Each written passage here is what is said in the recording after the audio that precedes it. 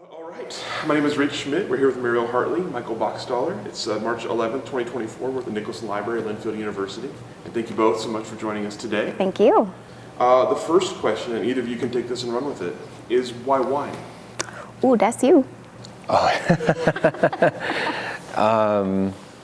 Maybe for me, maybe proximity, maybe just happenstance. And I think that wine has continued to serve a multitude of purposes, including the most important purpose, which is keeping me very busy. Yeah.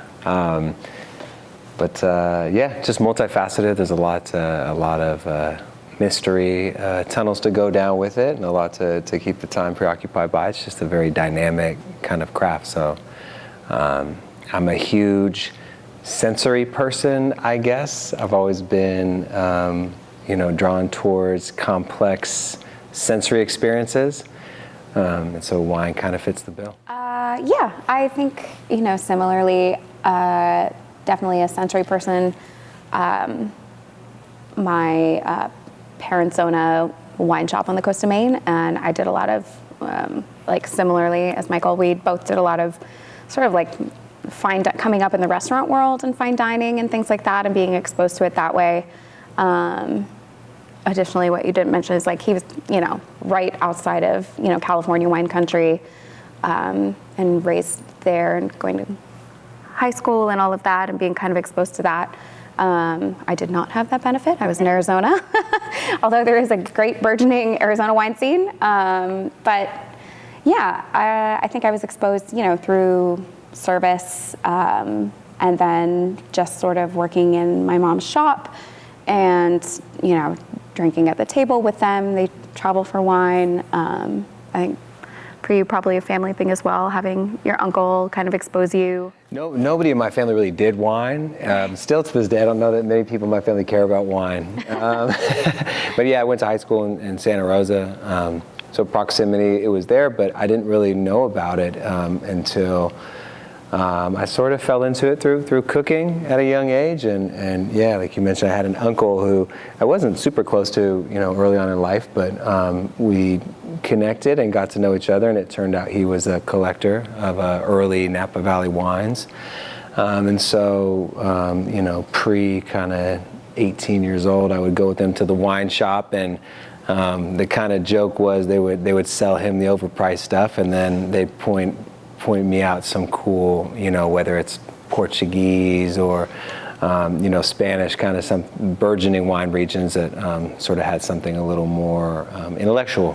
He's going to listen to this and be very offended. Yeah, sorry. Just kidding. Sorry, Eric. Yeah. Very nice seller of very expensive, lovely things. But Yeah. Yes. So right away I liked it because we could reach complexity and affordability in the same conversation, so that was cool for me. All right, Mariel, we'll start with you and talk a little bit about life before wine. Obviously, Yeah. a lot to cover there. So you mentioned Arizona. Tell me about born and raised and sort of... Born in Wyoming randomly. My parents my mom was teaching French there. My dad was an English professor. So I only was there for a short amount of time. And then we moved to Arizona. And I was there for most of my life, I would say, up until 19. Dabbled in LA, which nobody should do. And then my mom and stepdad sort of moved to the East Coast. So I did a couple of years on the East Coast in Maine, on the coast of Maine. And then, I worked restaurants and things like that for many years, did some fine dining stuff, got very into wine, and then after that went to nursing school. And so I was a nurse for about 10 years in the pediatric emergency department. So did that for a bit. I'm on my third career, I like to say. So now I do pharmaceutical sales. I got out of bedside nursing. And so, we sell alcohol and drugs as a family. But I sell the good drugs, not the bad drugs. So, that's kind of my start to it. My mom is, I don't even know that there's a better word to it than absolutely obsessed with wine. So I think a lot of what I have learned and take from it comes with her sort of singular focus on that. in a very healthy way, I would say. But yeah, so my parents are very into it. They travel a lot for wine and go, different regions and things like that. I've been lucky enough to do some of that myself. So yeah, it's just it kind of combines all the things I like, culture and travel and food and art and just kind of exposure to, I think, the world at large, I would say. That makes it sort of exciting. Plus it's like super fun stuff to drink. Like it's just, it's a whole world unto itself, I would say. You mentioned nursing there, so tell me about as you're growing up, as you're getting ready to head to school. Yeah. What were you thinking like your long-term life would be? So I started actually as an art history major, and nursing was sort of nowhere in my path, although my stepdad is was an ER doctor for 40 some years. And my mom was a healthcare lobbyist for most of her professional life. So, it's kind of like the family business in a sense, and I fell into it, 10 years. I didn't go right out of high school to nursing school. It took me about 10 years to get that started. And so that was like a later journey for me. I kind of started in the art history major world, and then I was like, what am I going to do with this? I don't want to be like a docent at an art museum or working in a gallery. I really just think I like to go and look at art and appreciate it for what it is. And nobody pays you for that, which is sad. I feel like it should be a job. I was like, I'm going to end up as a barista, which, with an art degree. You just got an espresso machine, so now you're actually on the right path. I am on the right path. Art history major, barista. You're right. Yeah. You're right. So it was, I think more that was like a passion project for me in terms of starting school, and then kind of got a little more realistic. I mean, I love children. I love taking care of people. I like science. So moving into nursing, I think, was like a natural transition for me in that way. And then having sort of been exposed to it with my family for so long, it was like an easy switch for me. And I loved it. I loved it for as long as I could, for sure. It's, a challenging profession, and I think I found myself getting less able to manage sort of the emotion of it and the things you sort of take home. I mean, particularly in pediatrics, it's can be very intense. So, I think it was a good time for me personally to sort of move on to other things. But doing pharmaceutical sales, I sort of still get to go talk about healthcare, talk to doctors, talk to healthcare people, and just kind of keep my foot in it that way, and then get to do this as my other part of my life, which is pretty wonderful. So kind of the best of both worlds. For sure. Yeah. Before we get over to Michael, and I have similar questions for you. I'm curious about, you mentioned kind of the wine obsession in the family and the wine shop. Tell me about your personal kind of discovering wine as a consumer before you got into making it, before all of that. Tell me about learning about wine and what compelled you to keep learning about it. Yeah, I think I had the benefit of traveling at a pretty young age. I had a couple of really lovely friends as humans whose families had people in Europe. So in 7th grade, I got to go to Germany for 10 days with one of my best friends. And in 8th grade, I went with another friend my friend Sammy, whose family, her grandparents live right in Rome. And we stayed in Rome for 3 weeks and then went to Orentano, north of Pisa, for another week, and just sort of traveled around and had that experience. And then later traveled to France and things like that. And my mom and I took a birthday trip for me to France. So I think just sort of all of those things combined, and then being my parents being nice enough to let me drink at the table when I was younger than 21, and just kind of having that exposure, you just sort of feel like you're, I don't know, not entering a different world but in a sense, because it's sort of eye-opening to see all these different places and different things and the way cultures are in different places that sort of fascinates me. And so I think that's really kind of, I got the bug there. It starts pretty basic. Like you start ordering, no offense to them, Santa Margherita Pinot Grigio at a bar, and then it all opens up from there. I remember before I turned 21, my mom took me to this bar, I think called Fez in Scottsdale, and I didn't have an ID. I was with my mom and my stepsister, and she was just like, be confident, just like go in there, you order what you want, you say this is what I want, and she's like, we're all going to be ordering, and she's like, don't stutter, just order it. And so I did, and I was just like, I'll have the Pinot Grigio. And it was like so nerve-wracking, and then they brought it to me, and I was like, holy shit, like I did it. So, like things like that. Really. Sorry, Fez. Yeah. Your ID check process probably improved since then. Yeah, I'm sure it's fine. I don't think they're in business anymore. It's totally fine. All right. But no, and then traveling for it and being around my mom and working in the shop. I worked at the shop with her quite a bit, doing wine tastings and things like that. And then there's a wine bar kind of right around the corner that I worked at for quite a while as well. Just sort of learning and tasting different things. And, there's a great super subtle plug for In Good Company in Rockland, Maine, but they, Melody is a CIA chef that does a really good job of like sort of bringing in really beautiful wine, and it's in a beautiful building that originally was a bank, and so their cellar is actually in the vault of what used to be the bank, which is very cool. So just exposure that way, I think, was pretty cool, and just keep on drinking, tasting things, and traveling, and figuring it all out.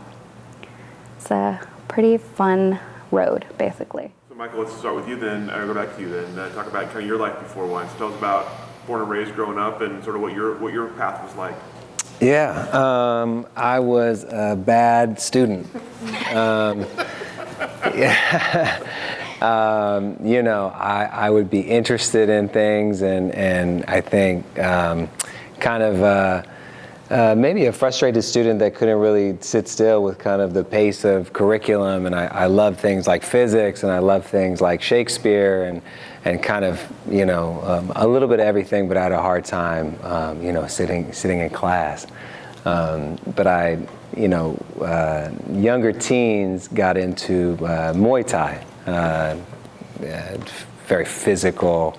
And I was terrible at that at the get-go, and that. Tell us a little bit about what that is. It's a fighting style competitive sport that very popular in Thailand. There's kind of different expressions of it, but kickboxing, kind of without so much of the safety parameters. But I always thought of it as like complex problem solving, and I always, couldn't sit in math class, but I could complex problem solve, in the ring. And had to work at a young age, and I liked the physicality of the Muay Thai, and proximity to Sonoma, because I went to school in Santa Rosa.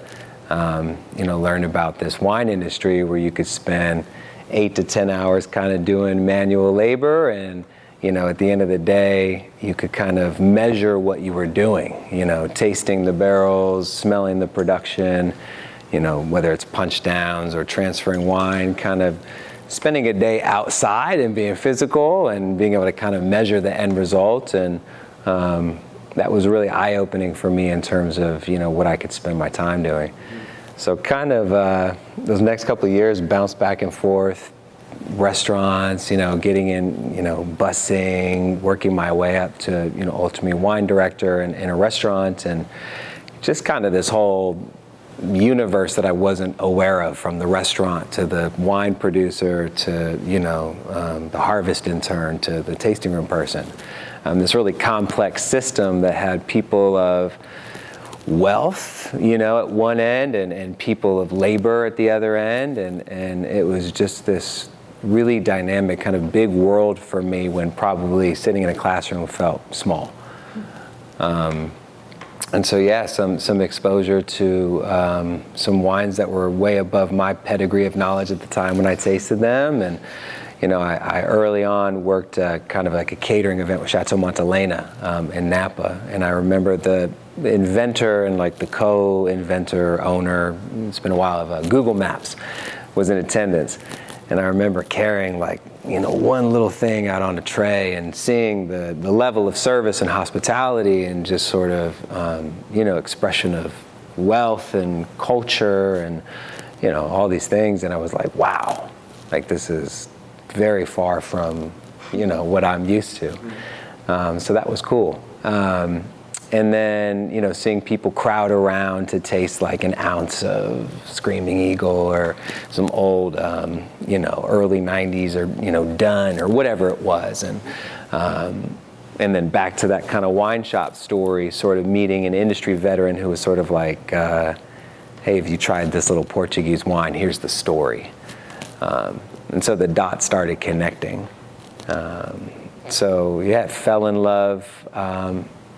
Not so much with the final representation, which I think I ended up cultivating a large skill set in, but really just all the stories that describe wine are really these fanciful stories that are trying to describe the time the hose blew up, or the time, a valve leaked or so on and so forth. And then we talk about what an incredible vintage it was, and that was really cool for me to see.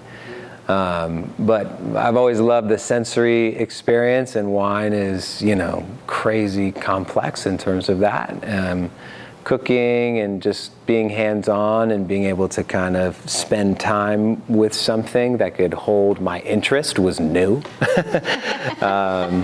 Maybe other than, string theory and these types of things. So that was really cool for me. Ended up by way of kind of Russian River, doing some winemaking internships there, and ended up in Arizona. My family was out there at the time and got into restaurants and suddenly, had access to Domaine Romanée Conti and Coche de Rey and just these cool, again, way above my pedigree for when I got to taste them. And spending a little time there, and then ultimately even coming across the wines of like Jean Fouillard and the great Beaujolais producers, and wondering why those bottles cost so little in comparison to these very occult wines that I got to taste. And I think that Beaujolais was really the bug for me, when I thought, I want to make this. And I think it was a bottle of, Fouillard Côte de Pie. So I ended up doing a viticulture enology degree in Arizona, and I heard that was a good route because my friends at Davis were very broke. It was also cool kind of being a part of the Arizona wine industry at that time. People laughed at Arizona and wine, and could you really do that? And,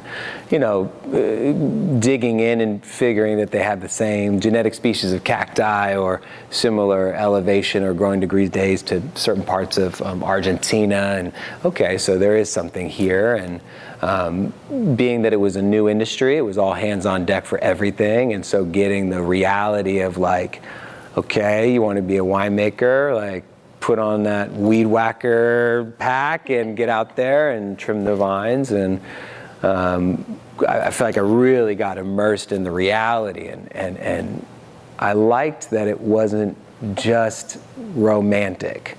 As we kind of portrayed, I liked that you could, work your ass off and sweat and be tired and then need a glass of wine at the end of the day.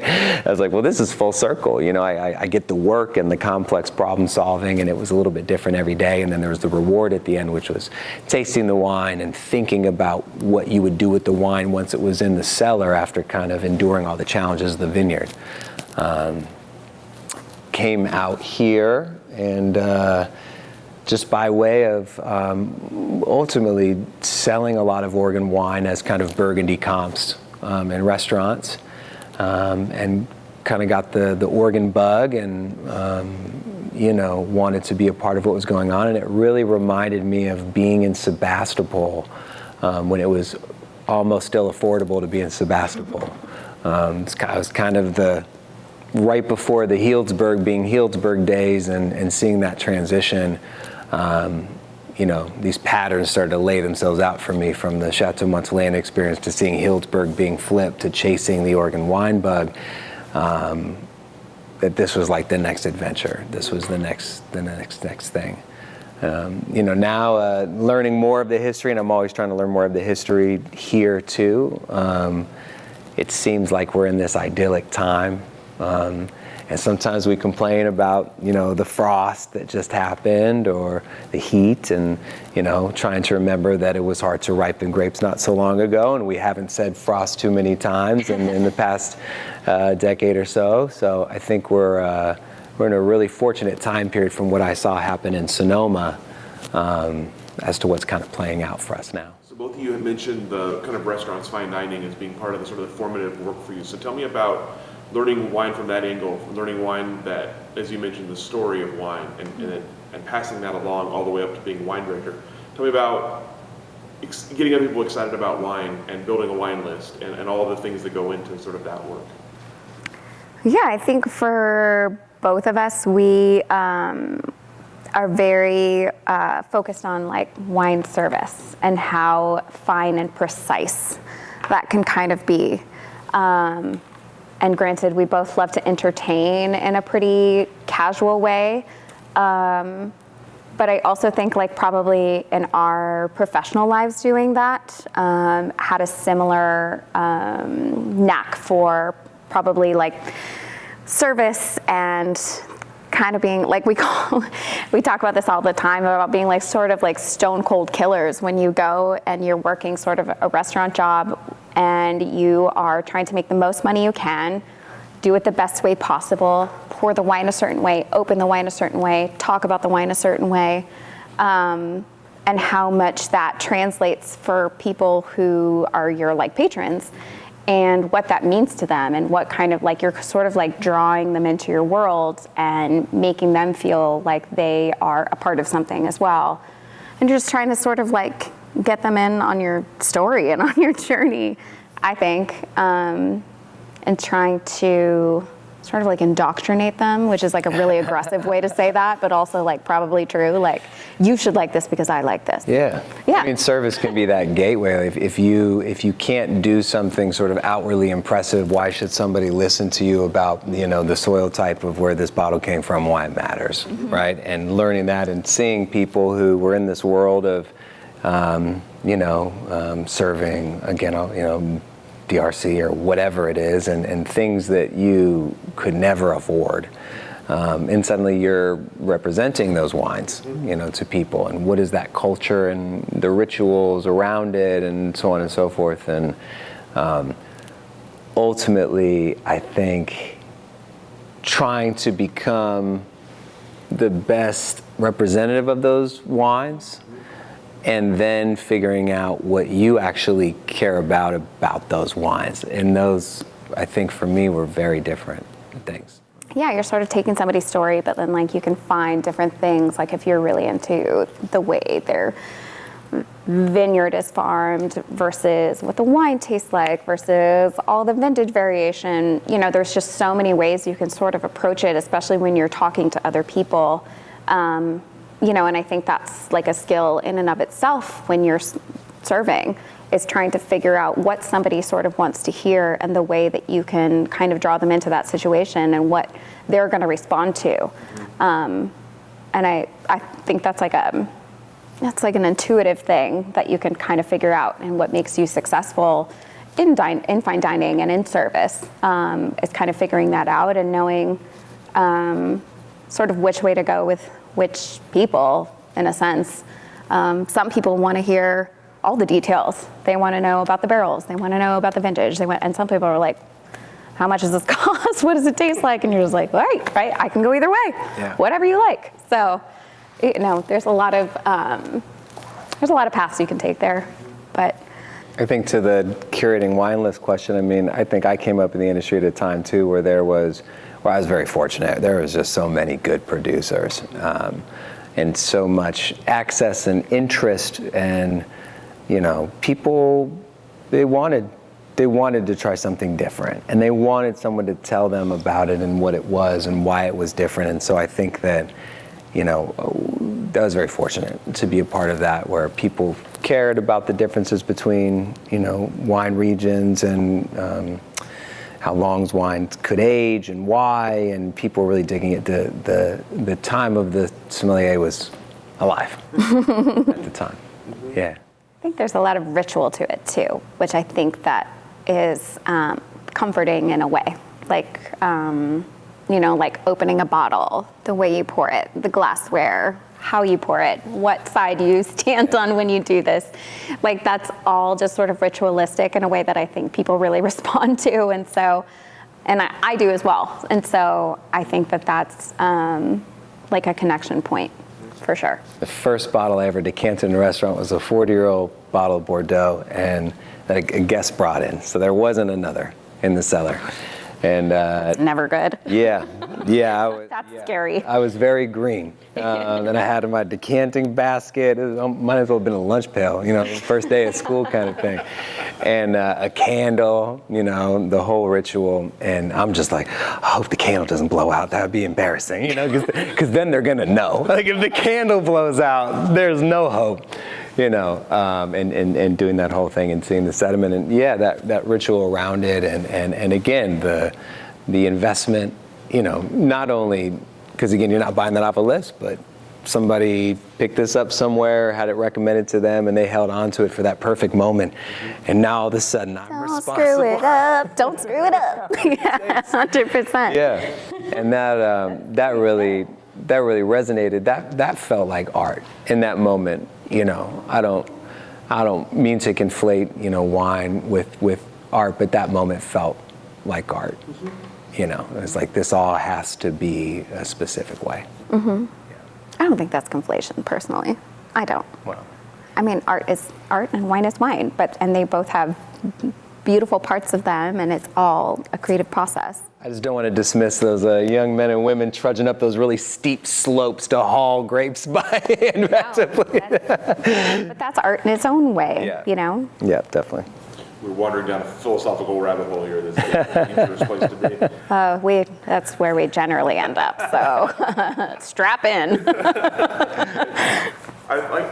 You mentioned something, Mariel, about sort of you're interpreting someone else's story, and I think that's a really interesting point, especially now that you have your own story to tell, which we're going to get to, I promise. Yeah. I'm curious about that role of, first of all, learning all the stories and feeling comfortable telling someone else them, but also then figure out how best to interpret them and what's going to resonate with a customer and what is important about a story. So tell me a little bit about that process for you of both learning the story of all these producers and then of feeling how to translate it.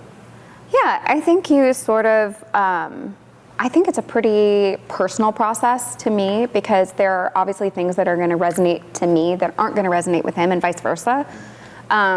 So I think that when you get into it, like, the most important thing and the best way to remember stories like that and remember details is to find sort of the most important things to you and what resonates with you first and foremost. Because then when you're sort of telling somebody about it, you're going to remember it a lot easier if it was obviously important to you. And so I think that just like the storytelling aspect is fun. And then, you're sort of like, for me, I think back long ago when I was doing that, it's been several years now, more than several, but sort of like you sort of are, I mean, for me, I was like watching somebody's face, and it's like when you say something, are they like, oh, or are they like, eh? It's kind of like, and then you kind of like figure out what path to take based on sort of their reaction. Like, it's a very physical thing. Like, are they leaning in, like waiting for more details? Are they like swirling their wine and reading the wine list and like moving on from you? Like, it's kind of, it's kind of a game that you play with somebody to try to kind of dial into what you think that they're going to want to hear. And once you've sort of figured that out, it's great. Then they'll order 3 more bottles, and your tip goes up $60 and all the things. So it's kind of a fun game. It's very, there's a lot of play in there in terms of like what you can do and the way that you figure out, I think, what somebody is interested in. For me, I don't know. What do you think? Yeah, you know, again, I'll maybe, you know, reference Beaujolais. I think that I just started coming across things that I didn't know existed. And then I just wanted to tell other people about it. And it wasn't the soil, and it wasn't, you know, the vineyard per se, and it was like, why, who is this person? What are you know, like, what are you doing? Like, I'm here in this restaurant, I know who I button up my shirt and I do this, and here's the daily, and, you know, taste this, and okay. And then you taste a wine, you're like, what is this? This is so different, you know? And then hearing about the different winemaking approaches, and, you know, again, sort of maybe what was thought of as classical winemaking, and then hearing about people breaking all the rules. And they're like, wait, you broke all the rules and it tastes like this? Like, and it's less than half the, what are we doing here? Like this, like, I like this world. This is like me going into math class being like, wait, okay, it's all wrong. Everyone stand up and jump around, you know? Yeah, I like that. That to me, I probably sold more wine that way. You know, I naturally geeked out and, you know, figured out everything I thought I could figure out about the wine, but for the most part, I was just like, you got to try this.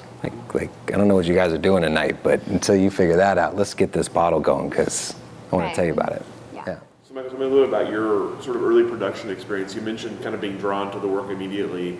Tell me about some of your kind of initial harvest internship work. What were the experiences that made it something you wanted to pursue? The first thing I did, first production internship I had, the first job was I had to clean a barn.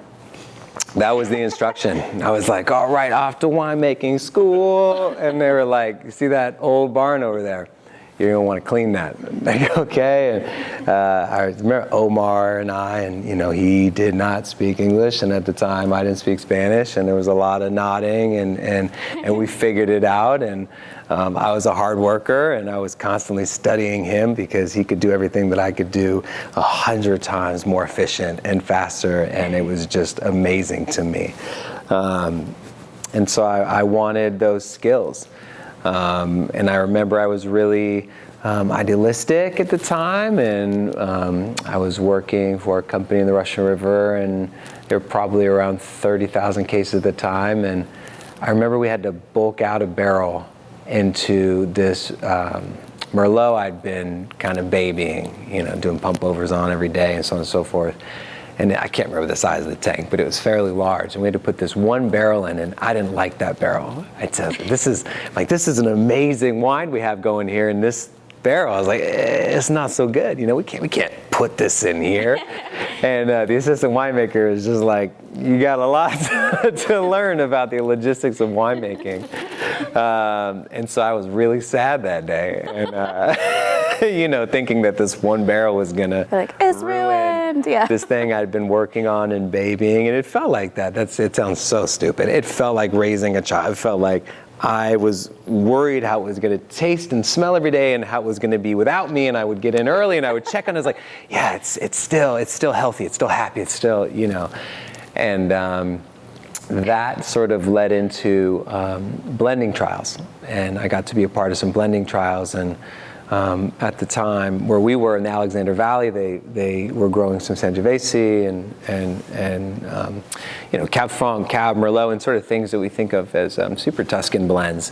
And I had more familiarity with super Tuscans and Italian wine than the people I was working with, because they were sort of relegated to the Russian River, and I was kind of coming from restaurants and being around that and really studying wine. And I was like, oh, like I think I could jump in on this blending trial, and like I could offer something here. And it was cool, because I think I had a decent palate and, you know, nose for things. And I remember, it felt similar to the barrel story, I put together this blend, and I'd showed the assistant winemaker, and he's like, what the fuck is that? And I was like, oh, well, it's actually like the reverse. It's mostly Sangiovese, a little bit of Cab Franc, you know, for this kind of bell pepper and those kind of irony qualities, and some Merlot to kind of soften it and give it some plumpness and some mid-palate, but a lot of this Sangiovese, which felt more rustic and more true to what I had known from Super Tuscans. And he was like, this is incredible. Like, I love this. Like, this is the best blend we've tasted all day. And I was like, whoa, so we're gonna make that? And he's like, no. Like, that's not what we're doing. Because again, like, sad. Yeah, logistically, you know, we've got X amount of Merlot, X amount of Cabernet. You know, it doesn't make sense. And foiled again, you know, I was like, oh no, like I thought we were all just trying to make the most amazing thing. And that really stood out for me. I think those early impacts of how logistics really combat, you know, the ideology of the winemaker. I was like, I don't want to do that. Like, if I'm ever going to do this, that's exactly the opposite of what I want to do. And that was the piece that I connected with. Sad. Yeah. But it would have been great. Yeah. I would like to add a caveat to that story that he's like, oh, I have a pretty decent palate. He's like an incredible palate, an incredible memory of wine that is like somewhat unrivaled in my experience. He'll be like, oh, I remember that 2017 it tastes like, and I'm like, when did we have that? Like, what was it? Like, it's insane. Like, I can drink a lot of wine, but good job. It's offset by my memory for dates or other things, which is absolutely That's terrible. very true. It's very bad. And upsetting. Was my birthday? No. It's hard being a wine savant. Yeah, I know. All in the same bucket there. So tell me a little bit about, you mentioned obviously going to wine school in Arizona. You mentioned a little bit about that experience, but I want you to expand on that a little bit and tell me about what that experience was like and what did you get from formal education in addition to what you were getting from the kind of the practical education? I learned again that I was a bad student in every Bit of a theme here. facet. So I was driving 2 hours, you know, to go to class because I was in Phoenix and this was in like Camp Faraday, Yavapai was the college.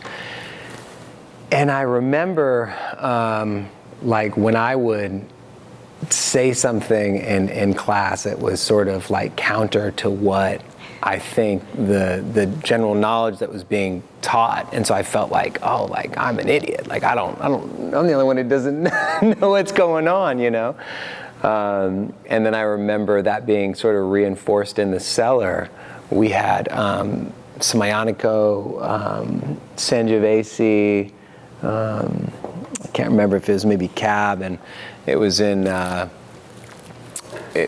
amphora, and we'd all tasted it and sort of winemaking theory.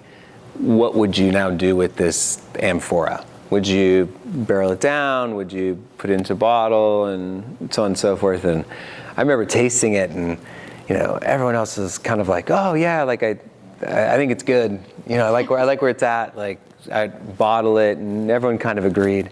And I'd taste it, and I was like, oh, wow, woof. Like, holy cow, like this needs way more time. Like the tannins were so aggressive, you know, just like sandpaper, and the wine was disjointed, and you know, the acid was really high, but it didn't feel like it was a part of the wine yet. And you know, I thought, you know, I would do the opposite. I would expose it to oxygen, and you know, if anything, maybe leave it alone and not try to force it into bottle. I thought it just needed time, and it was sort of again, I felt like it was the wrong answer from what the group thought, and maybe what the professor thought, and you know, I was like, all right, well, I guess if I'm going to try these things, it'll ultimately have to be on my own. Yeah. So you mentioned a familiarity with Oregon wine from selling Oregon wine. So I'm curious, before either of you got to Oregon, what was your impression of Oregon and of Oregon wine? I think my personal intro was Patty Green. Place to start. Yeah, great place to start. My mom had some in the cellar. We sold some at the shop, and we sold some at the wine bar. And I think that was like my first, if I'm remembering correctly, I'm pretty sure that was like my first Oregon wine, was that, yeah, great place to start. Like, just sort of so classic. And so, yeah, I think that was like the first bottle I sold, the first bottle I tasted, kind of all of that, all wrapped into one thing. So I was very excited to move out here and go there for the first time, for sure. You know, she's a beast. She was a beast. Yeah. I was either going to sell you Ken Wright for 75 or Botanica for 150. There you go.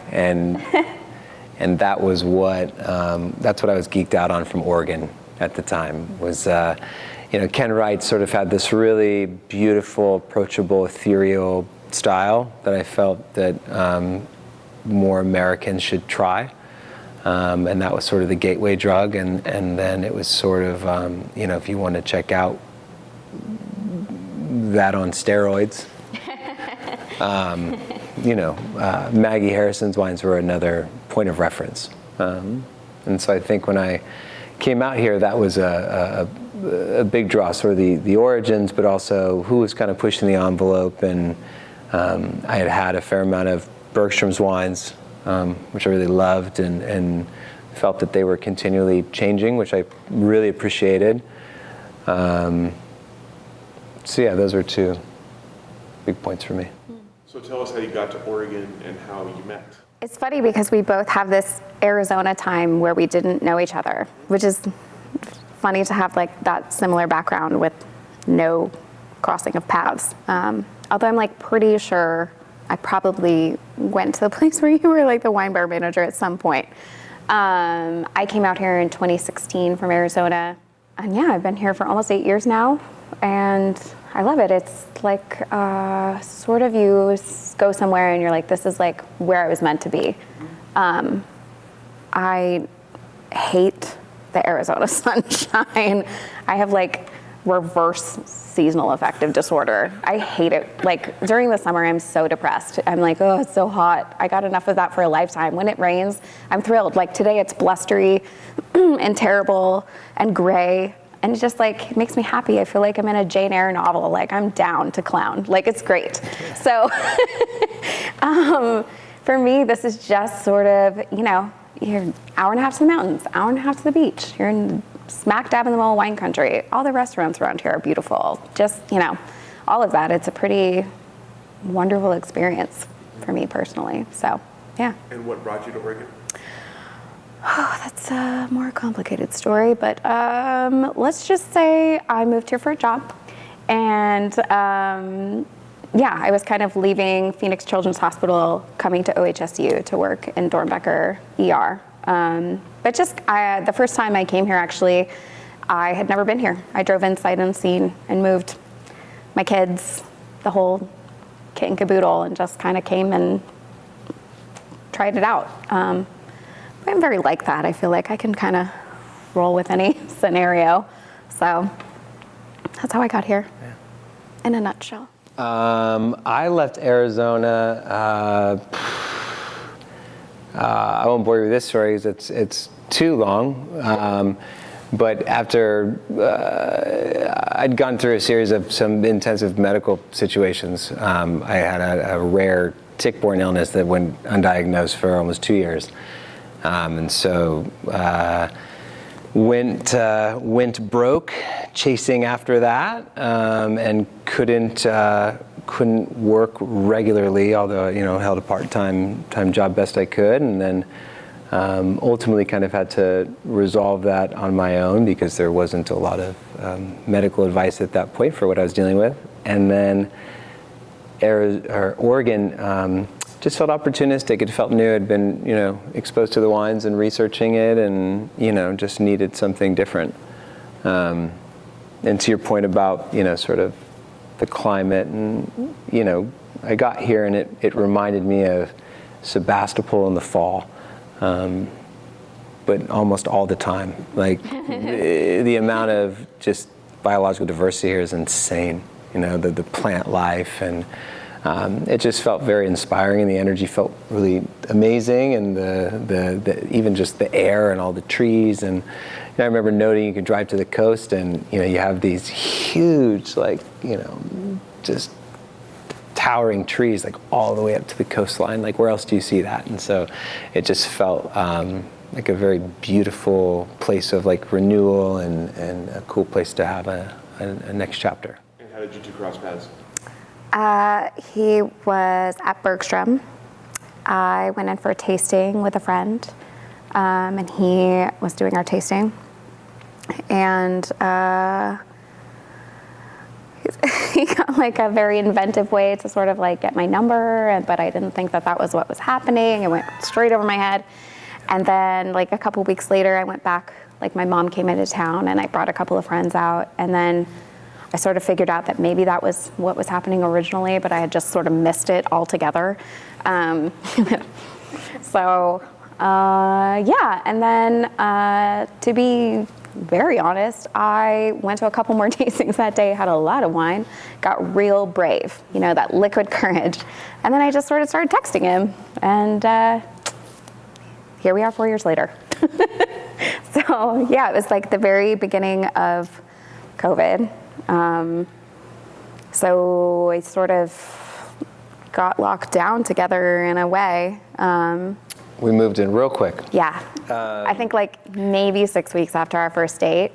No, maybe 8 weeks. The greater story is we both had long-term relationships that were falling apart and crossed paths, and then the pandemic. Yeah. And so why the fuck not, I guess. Yeah.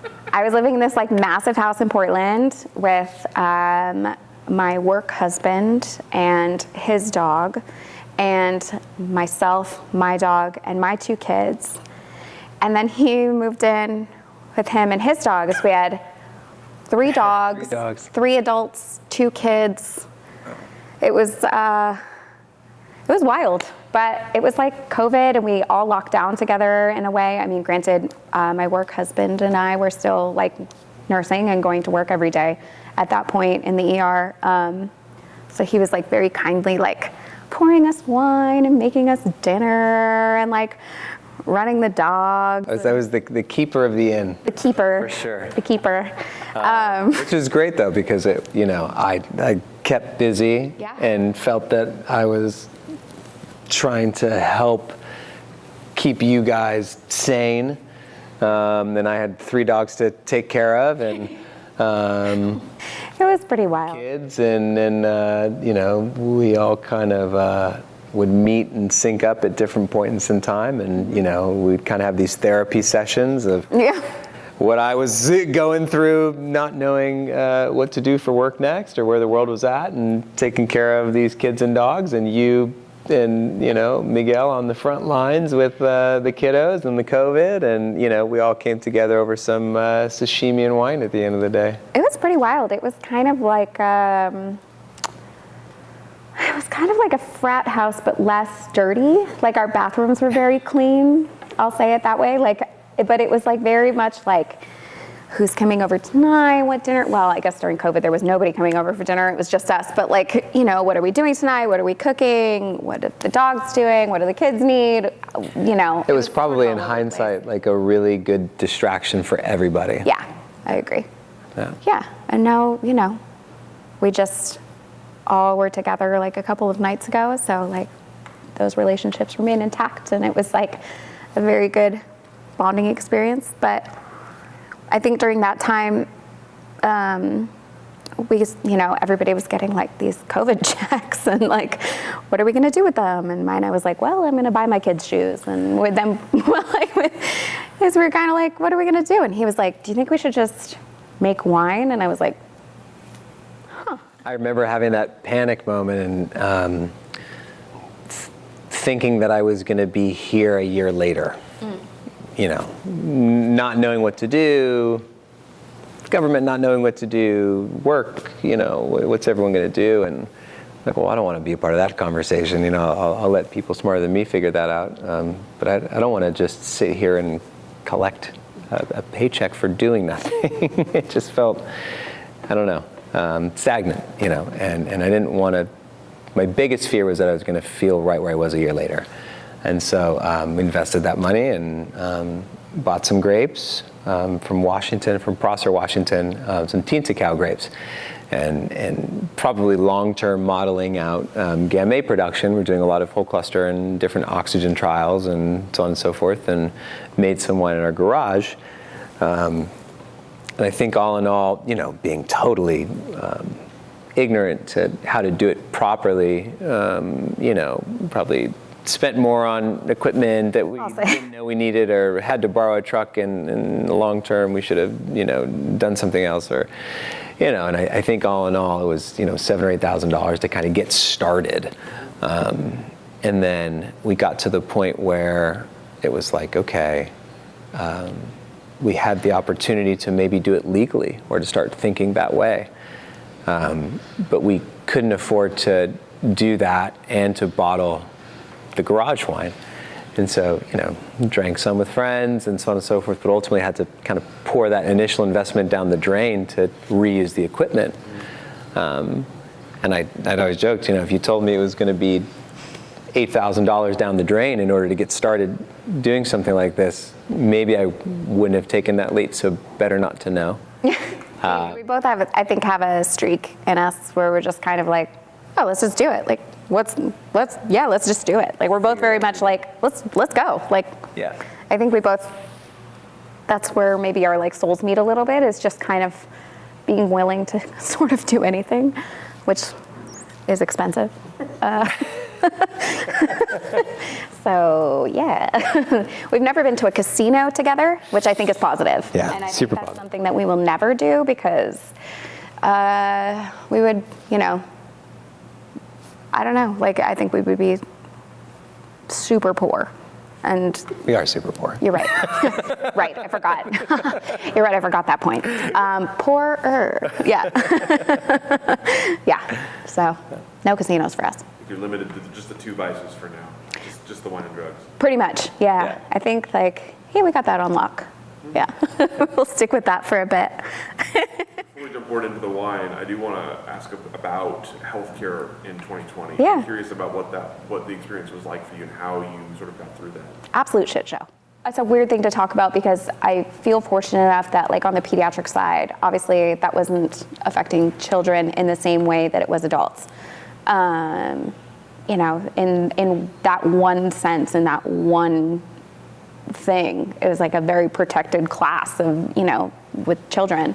But there are kids with lots of other comorbidities and congenital disorders that made them more at risk. So there were definitely those moments that were really, really tough.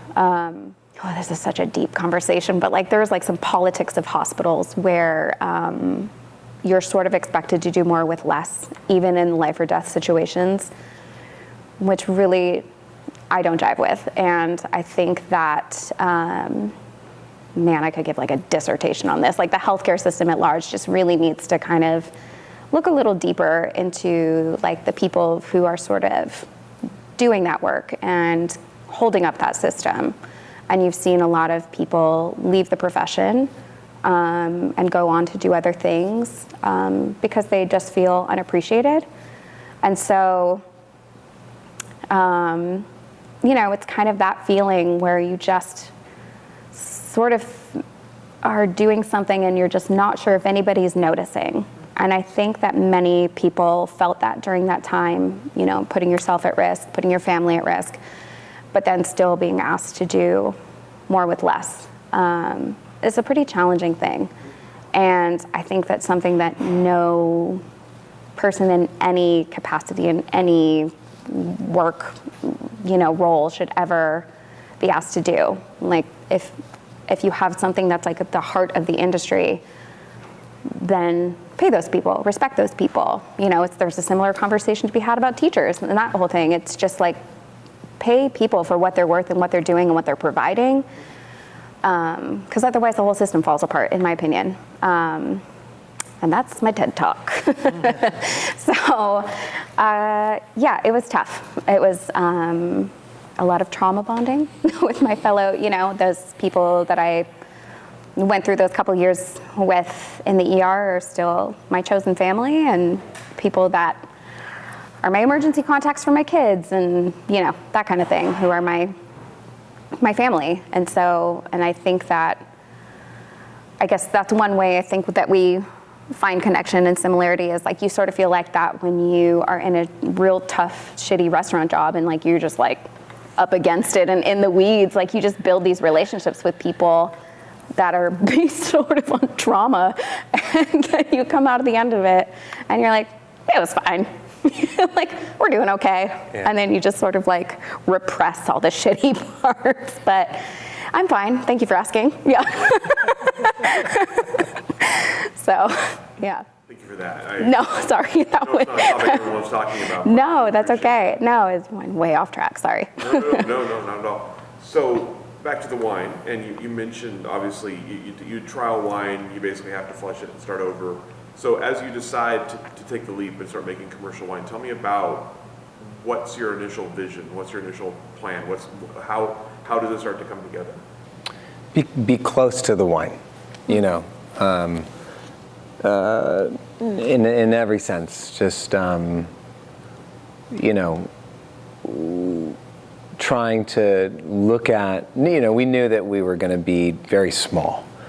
And I think we always knew that we were going to want to stay very small because we didn't want to have to make decisions that were influenced by anything other than what we wanted to do, which isn't always the smartest when you're creating a commercial product, you know, because the big factor there is, you know, most people aren't, not that like they're not going to get it, but they probably don't care. Like it's just a beverage, you know, at the end of the day, like me geeking out on, you know, that Jean Fouillard or you know, whatever, who else is, you know, it's probably a sliver of the population. But having absolutely no business sense, that's the route we went. Yeah. So, you know, we started off hand destemming and you know, micro oxygenating by hand and continuing our sort of trials and things. And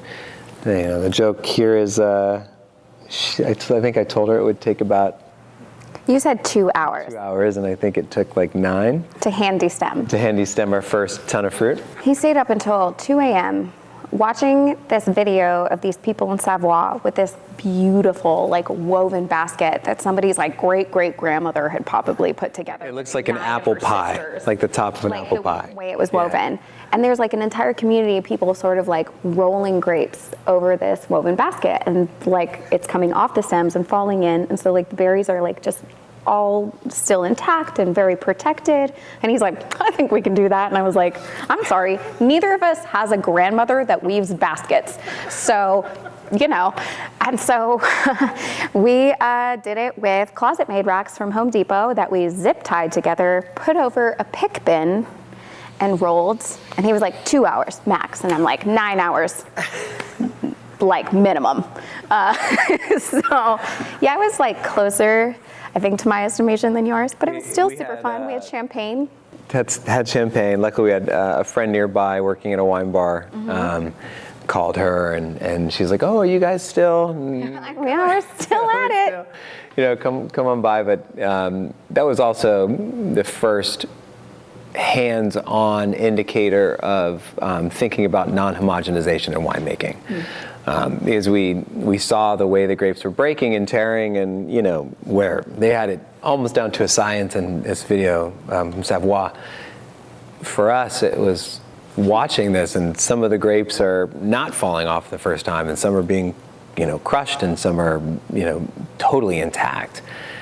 And it was like, I wonder, like, how do you account for this? Like, you can't. Like, I don't know what, you know, if we're lacerating the skins of some, and, you know, how that impacts polyphenolics and tannins and, you know, all these things, and fermentation and all these things. And suddenly it was, again, you know, it was super string theory for me. Like, you can't measure this. And I'd like to point out it was not super string theory for me. Nothing is super string theory for me.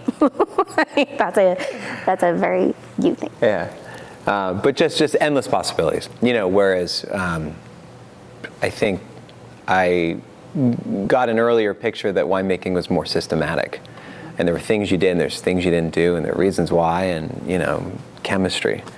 And then as I dug deeper, that was really what interested me. That when you hear about reduction, you think certain things, and maybe sulfur or lees or fermentation processes, but we don't think about how reductive we can be about the winemaking process itself. And I felt that a lot of the wines, kind of at every level, even the best wines, were sort of mimicking each other, even though you would hear these unique stories. Like, it's all about the unique story. It's all about the terroir and this and that and this part of the vineyard and that part of the vineyard. And I thought, the winemaking technique should reflect that also, because then maybe you're limiting what is so important. But then, if you can't measure it, how do you know if you're doing it right? Or if that was the key to what you're getting. Yeah. Yeah.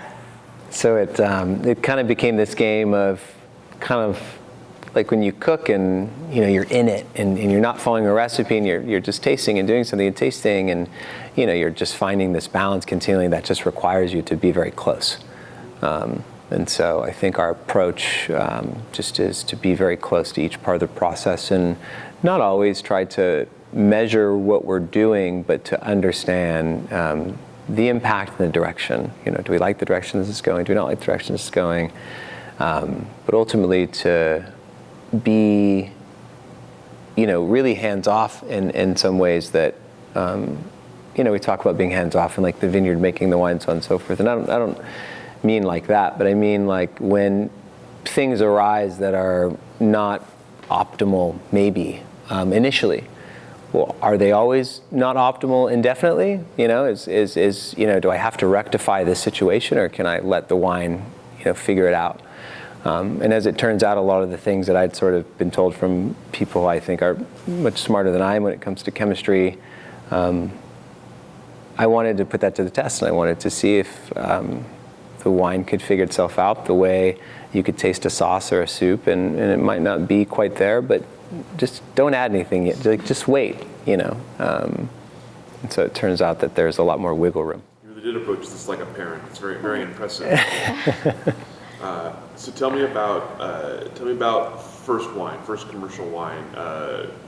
What did you decide to focus on to start with, and then tell us about the commercial side of it, of label and design and all of that. We started with, our initial fruit that we were going to get was smoke tainted, because this was 21, and we didn't have a lot of that here, but we were originally getting fruit from Washington, and they had some wildfires and some smoke, and so we had to make a quick pivot. I knew, man, when I asked him, I said, Yeah. Smoke, what's the deal with smoke temperature? And he goes, oh, the wind never blows the smoke this way. At that moment, I was like, no. And we're like, dude, this is our whole production. Our entire first legal year depends on this fruit. And so we kind of quick pivoted, found some fruit locally. Thanks, winebusiness.com. Yeah. We also had a facility locked down at the time, too, that fell through. So we were I think it was 48 hours in from bringing in fruit, got the smoke taint message, and then got the message about the facility, so we lost our fruit, lost the facility, and had to restart 48 hours before we were going to bring fruit in. Yeah, but in all situations, maybe we wouldn't be here now if any of those things haven't happened. So it's onward and upward. So we pulled in some fruit from Wine Business, and then where we were making the wine, this was in Portland at the time at a co-op with Bradford at Adega, who very kindly and in a space of a week's time sort of took a chance on us. And I was, we were very fortunate that he was willing to have the conversation with us and let us in to take up our tiny space with our, 1.5 tons at the time? Yeah, not that we make a ton more than that anyways anymore, but most people have oh, we're a 10-ton minimum, and we're well, shit, we don't qualify for that. So, we started there with some Pinot from Chehalem Mountains and then Syrah from Yakima, and started with that. sort of doing the things that he was talking about, the hand stemming, oxygen trials, everything gravity fed, nothing through a pump, which is challenging. Yeah, we did that, for the most part, just without electricity and just trying to understand, what is needed and what can I do, because again, it's such a small amount. But it spent so much, I think, effort stressing about, again, much like a parent, the Pinot Noir, that by the time we got to the Syrah, I was just like, it'll figure itself out. 100% whole cluster, Yeah, we screw the low weren't yams. de-stemming that, I'll tell you that much. By the time we got to the point, I was like, I'm never doing that again, unless we have 20 grandmas around a woven basket that they wove themselves. Listen, I will jump in on that point. I'm not doing that again. Yeah. But I love you. But we'd also, because we didn't, pick the fruit per se, and, that can be difficult when you're small and getting started, but we were happy to have fruit. But the style of Syrah that we'd, grown accustomed to loving has a lot more of these savory characteristics and really nice acidity. And I didn't feel like this wine was going to have that because we didn't get to call the pick date. And sort of letting it figure itself out and struggle. Along with the, doing 100% whole cluster, we got some lower alcohol conversion. We had more savory tones, and so we ended up kind of in a more familiar space to where we wanted to kind of take the wine. And then, label-wise, Sylvain Bataille. yeah, we took sort of like it was like our G label on the Pinot is sort of like an homage to Sylvain Bataille in a way. His is like, he's a very classic French blue. All the labels are the same, his Marseillais versus whatever are all the same. And really all that's on it that's different is just the designation of the wine or vineyard or whatever it is. But he has a very classic way of sort of laying out his labels that we love, and we love his wine. Yeah. Like he's the homie, he's the main G. Like he is the goat. Someday, hopefully we meet him, and So Bataille, if you're listening, would like to touch your curly hair. So he's the best, and he makes some of the most interesting and wild wine. But yeah, our label, the pink I think that we ended up with was a little more pink than we were anticipating. I think we were both sort of anticipating a more salmony color. Yeah. But just something that stood out. Yeah. Something that was recognizable. Yeah. You see Bataille's wines in a lineup, and you'd see the just know blue. That blue. It's just like classic, for sure. And the Syrah we got that label instantly. I woke up one morning and we were both, pissed off at the OLCC and the TTB. And, the process, and you submit your labels. And they're like, no, corrections. And then it's like the correction, and then you submit again, but you submit to like a different agent who's handling it, because it's not the same person. And then. But like in fairness, a lot of it was user error because this is the first time we've ever done it. So no disrespect to them, but it was challenging. Yeah. Well, it was just something that had been approved would all of a sudden be a problem upon resubmission. It's like we'd make the correction and then there'd be a problem that wasn't indicated. So it got to the point where it's like, forget it. We're going to put nothing on this label. It's going to be a picture of our garage where we started. It's going to be a cartoon label, black and white. It took me all 5 minutes. I was in full-on fucking mode. And the back label, you can't use a sub-AVA when you bring fruit across state lines, and so, which is freaking silly, Please change that. Because so we couldn't use Yakima, we had to say Columbia, which is... No, we just said Washington Syrah. Right, because we wouldn't be able to say Yakima. Right. We would have to say Columbia, and it's like, well, but it's not Columbia. It's from Yosemite, and you got to say Willamette Valley. It's not representative of what it is, so why put it? So we just said Washington Syrah. Yeah. And we do he does all of our label design, and at this point we're incredibly fortunate that his sister is an amazing artist, and she has provided the label design not only for this year, but for our 2022 Chardonnay. And we're very lucky that she is as good as she is. she did a painting on canvas, and we both saw it, and it's funny because she didn't really like it. It was like it was an in between her working on projects kind of painting she did, and when I told her, I was like, I love this. Like, I want to use this. She's like, you can't use that. Like, that's just no. Like, that's throwaway. I hate it. I hate it. And I said, well, like, how did this even come to be? She's like, that's just something I did when I came out to visit you, and I spent some time with our mom on the coast, and I was just kind of reflecting about things and just kind of wanted to sketch. And I was like that's it. That's what we're looking for. That's like the perfect inspiration. That just kind of Nothing could be better. That inspired artwork. And when you saw it, I think Monet's Haystacks, and I had attributed it to Kid and I's waves and Japanese art. Like, we both saw our own kind of art style that we love in this painting, and so that was it. We're like, we're going to use this. Yeah. So that will be this year's labels. Are all sort of different iterations tonally of that original painting that she did, which I'm thrilled. I'm so excited.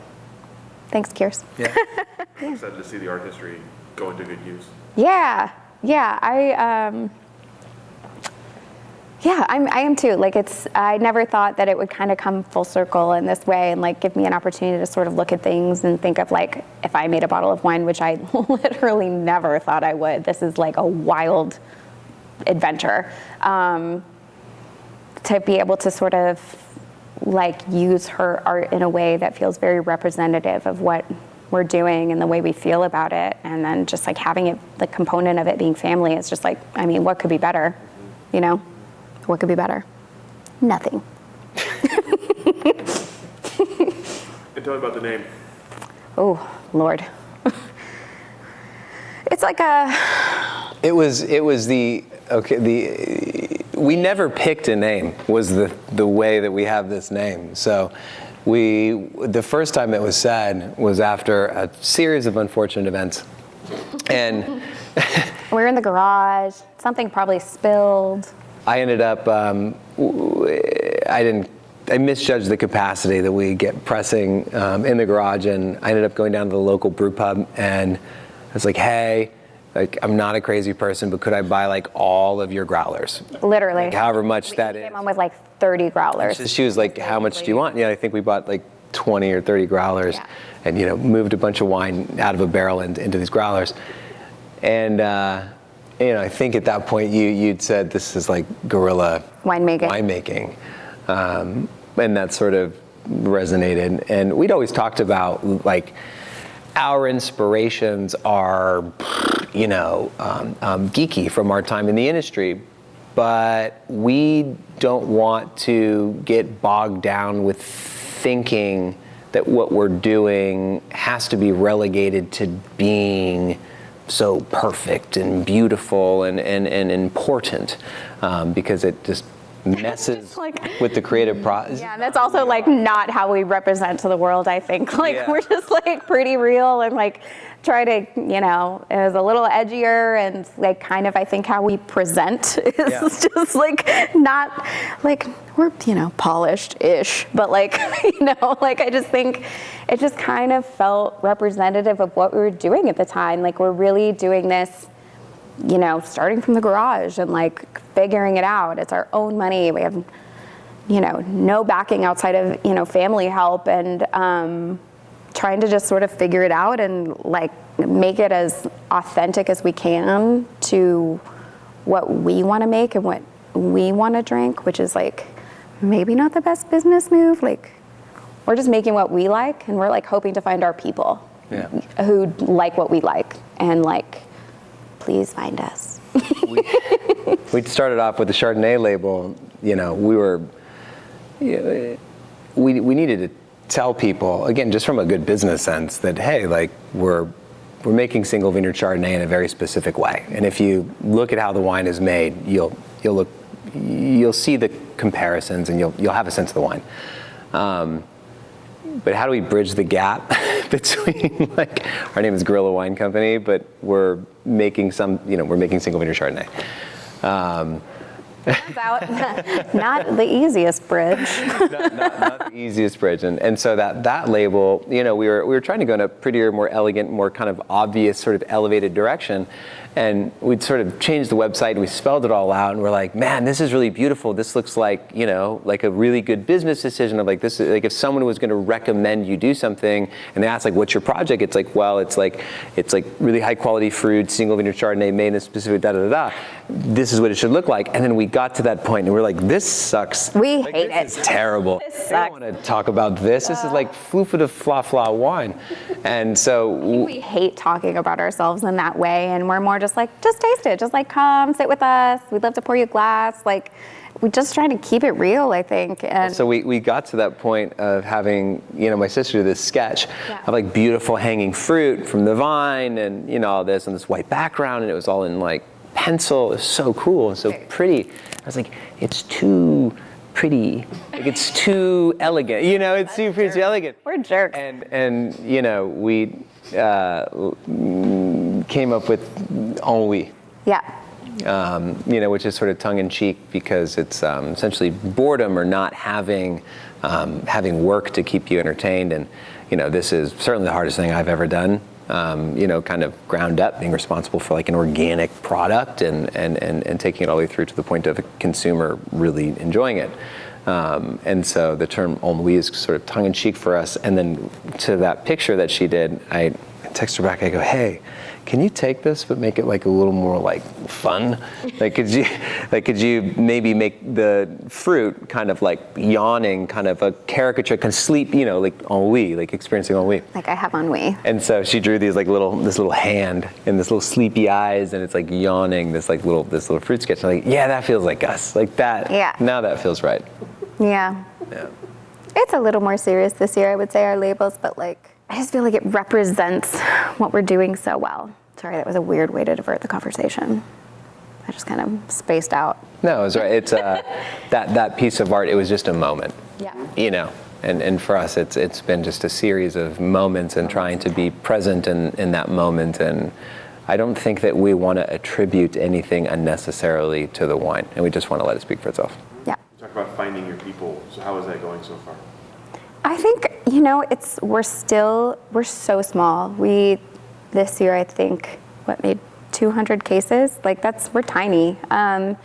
So it's a bit of a road when you don't have a ton of wine that you can just open and pour. Like that's cuts into obviously our profit, and we just can't do that all the time.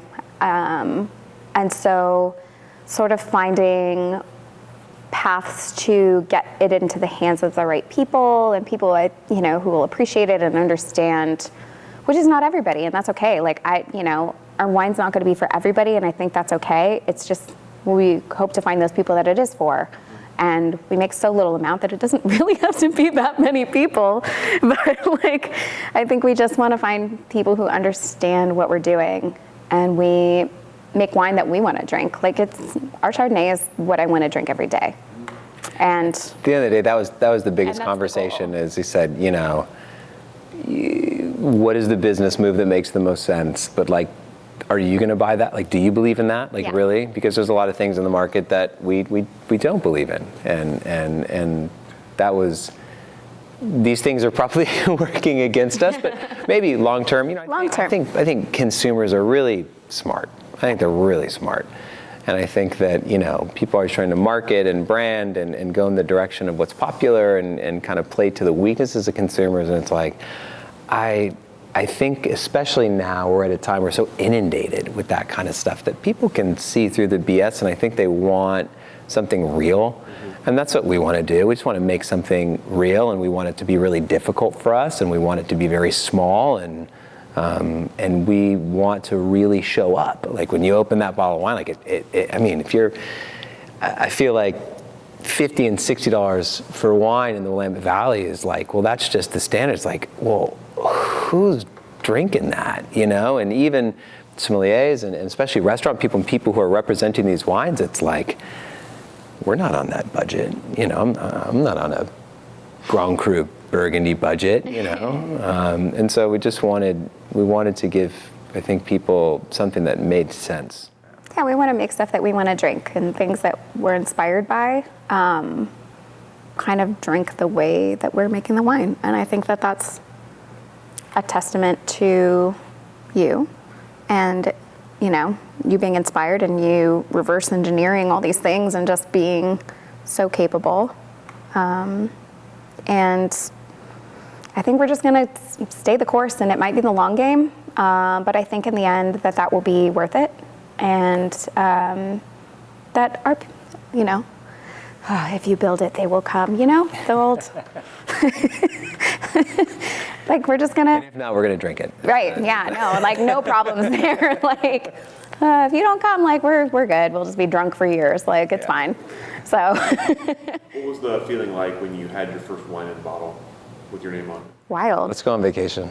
Yeah, I know. It was kind of wild. It was just, I don't know that actually we've gotten to the point where that is even clicked. I don't know. For me, it sort of feels that way. I don't know how it feels for you, but like some of that feels sort of like incredible and wild, and then in another way, I'm like, we're just sort of both focused like, okay, like what's next? We're very much like kind of rolling through it and been like, no, okay, that's done. Yeah, we, I feel like we sold out of the Pinot Noir and it hadn't registered that we were done, because it was such a short amount of time to spend with that wine, and that's the catch-22 of making a little bit of wine, and we needed to get it out there to pay the bills, and but the wines aren't really wines. They needed time, and it was weird to not see that time happen with that Pinot Noir before people knew about it and then drank it, and then it was gone, and then it was like, oh wow, like, so I agree. I don't think it ever really fully hit that we were done. Like that bottle is the wine's in bottle and you're done. It was just like next thing you know, it was gone. Yeah. I will say, like this past year with our Chardonnay from 22, I feel like we got a bit more of that feeling when we tasted it and opened it post-bottling together and just feeling like, I don't know, I was like, holy shit. Like, I think that more kicked in. Well, that was, so, red wine's a little different, but that was my first time, spending 10 months with white wine with no sulfur. And, so by the time that got into bottle, I felt that one. I was like, hallelujah, thank God. Yeah. Just worrying about it every single day, should we sulfur? Should we do this? Should we do that? No, just trust it. Trust. Yeah. I felt that. That was a big deal. Yeah. And I think this year we're looking to have, 3 wines released, not necessarily at the same time, Gamay first and then others later. But I think that's like the first time I think we're going to have 3 wines, similar, labels that we're super proud of and like super excited about. And it's all just going to feel very cohesive and just sort of like a different level. And so I'm like very much looking forward to like that feeling in that moment of just sort of having a lineup and being like, wow, like, I mean, that's like, we're tiny. That's a huge accomplishment for us. And I'm proud of us. Like, I think it's just like, hopefully, and building from there and knowing what we know now and many things we don't know, but being able to sort of build on, I think, what we've done this year for sure. The context of 3 wines would be cool. Yeah. One wine for us was really big and it took up a lot of, bandwidth, but also, remembering it's like, you're so geeked out on this thing you've been doing.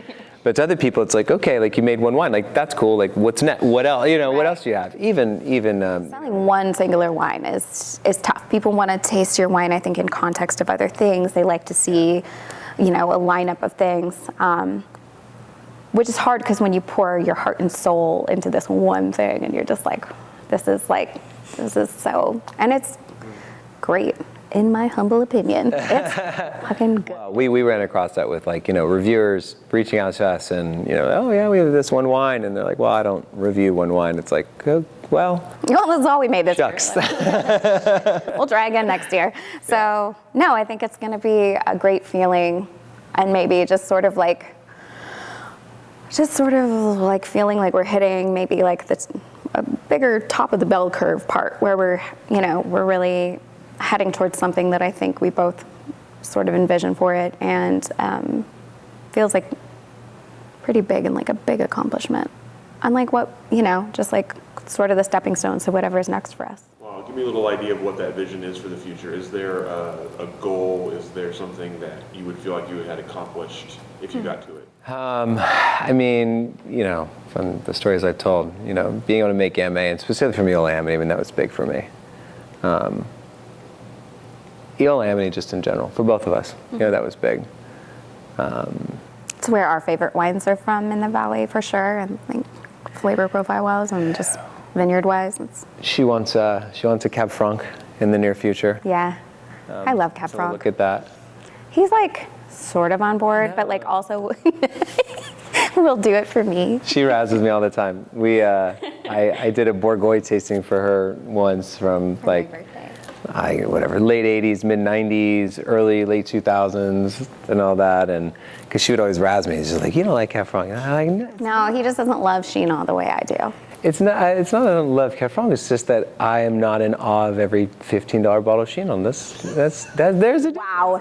Shots fired. Shots fired. All on camera, by the way. Just so you know, this is all of the record now. No, I think trying to work some Cab Franc in there would be very fun for me. I've tried to convince him that maybe could I have control? I did not go to enology and vit school, so we'll see where that really ends up. I'd be like, well, what if I had sort of control over that single barrel?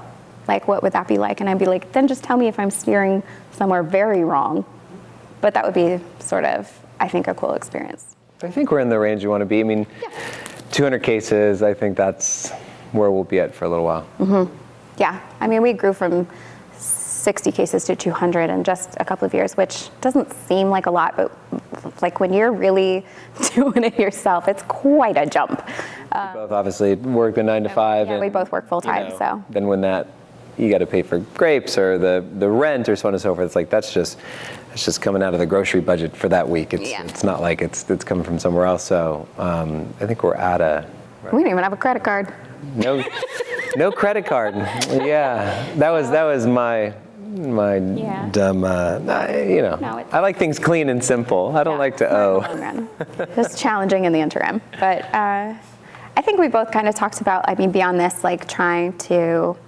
I think we have similar visions for having something of our own that we would run together, and how that would sort of look, and we kind of jive in that way, and so something like that in the future would be really cool. I would love to someday have our own tiny little tasting room, even if it's in our house, and something that we can sort of do together, have it be what we want it to look like.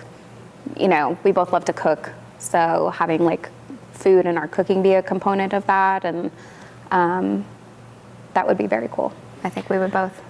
Don't be surprised if Cab Franc pops up. Don't be surprised if a take on Bougie Sardon pops up. Bougie Sardon, we both want to do Bougie. Yummy. But then, Chardonnay's been the core of the program. Unless someone wants to sell us Aligote. Oh, we'll take it. Anybody out there? Yeah, it's a list of people right now looking for Aligote. Yeah. Or Malone. I'll take some Malone. Malone as well. Yeah. You talked earlier about your feeling that Oregon was kind of in a sweet spot as you were getting here. Tell me a little bit about the future for Oregon and sort of how it affects your plans for the future. I think we're coming at a really good time. I think for small producers, it's a really great time.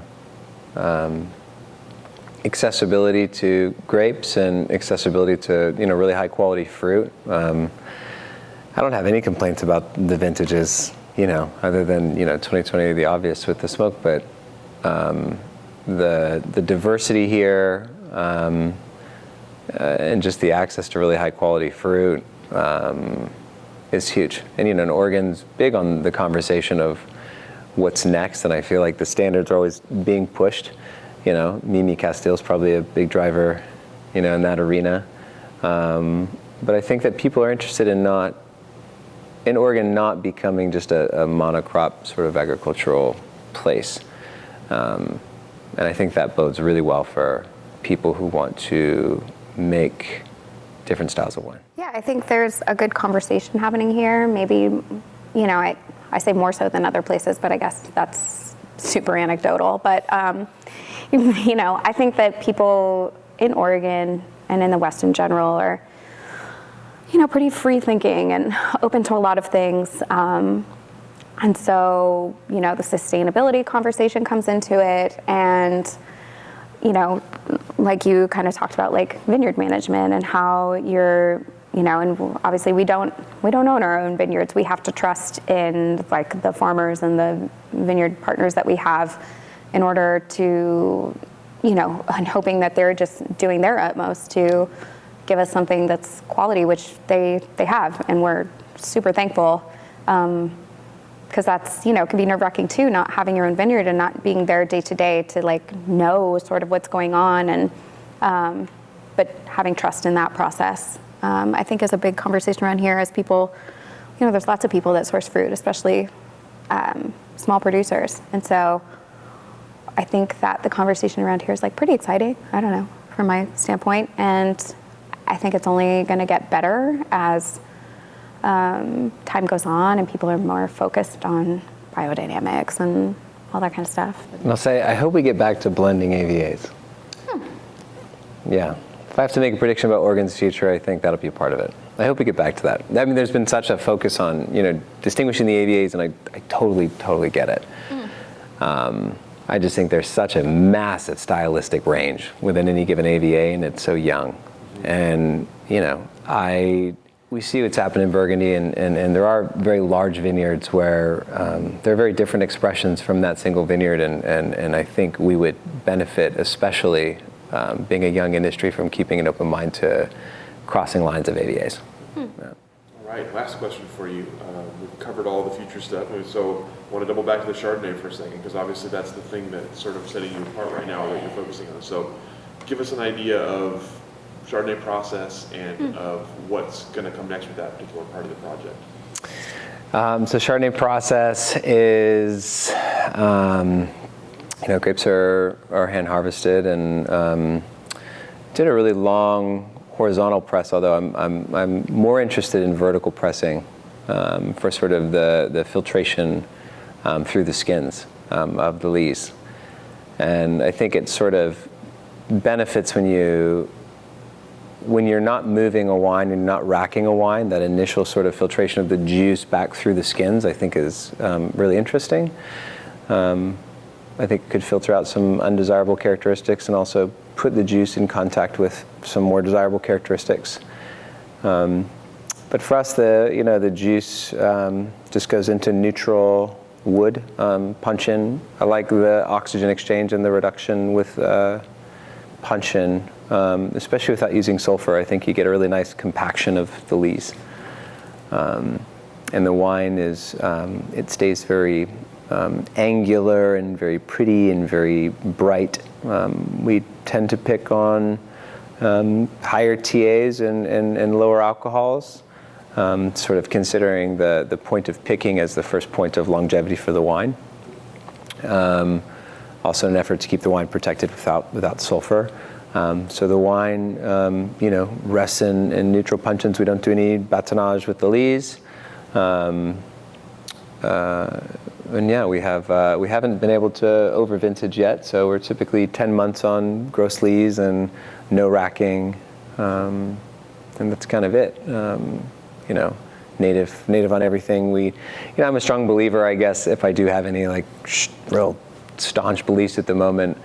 I think vintage is really important, and in an effort to not have homogenization in the wine, I think the biggest point of reflection of the vintage is to not change the chemistry.